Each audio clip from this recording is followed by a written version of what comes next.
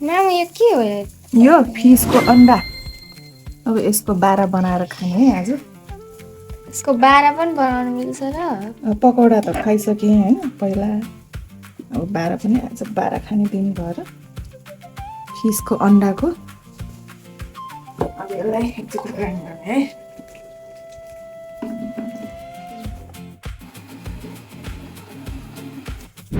यो चप गरेको अनियन हैन अनि हरियो खुर्सानी अनि लसुन अदुवा पेस्ट अनि यो चाहिँ मास अलिकति हालेछ है यसमा मासको पेस्ट धनिया पनि अलिकति फेरि ग्राइन्ड गरेर अब यसमा स्वादअनुसार नुन हाल्ने अनि जिरा अलिकति हाल्ने पुवा पकाउनु जस्तै हो यसरी बनाउने यसलाई मजाले चलाउने यसरी मागो मुगो मात्र खाएर हैन अब यो चाहिँ फिसको अन्डाको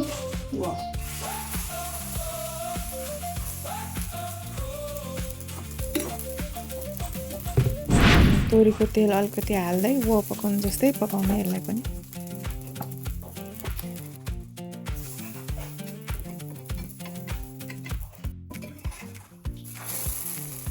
ल हेर्नुस्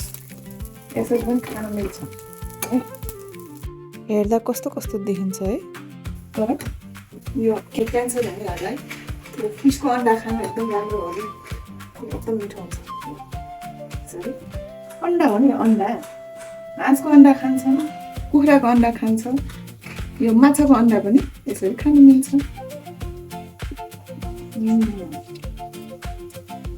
अब वा खाने दिनमा तपाईँ पनि माछा ल्याउने बेला त्यो अन्डा नखानु होला है यसरी बनाएर पनि खानु मिल्छ हेर्दा नराम्रो देखिन्छ होइन तर यसरी पकाएर खाँदा चाहिँ एकदमै मिठो हुन्छ मलाई सस भयो यो होममेड सस मैले बनाएको यसमा चोटेर खाँदा भरै मिठो रोज डेजी हजुर खाइ हेर त के हो यो फिसको अन्डाको 12 त्यस्तो पनि बनाउन मिल्छ खाइ हेर न एकचोटि कस्तो छ बनाए अनि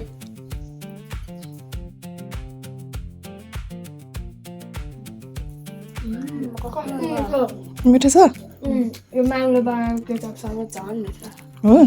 कस्तो मिठो हुने रहेछ सबै खाऊ है ल सालो बा यहाँ यो खेन एना डेक जो होला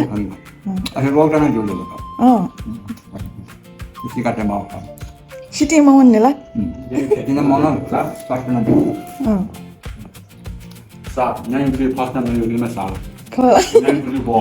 यहीँपट्टि हो यहाँ यो खे यो भयो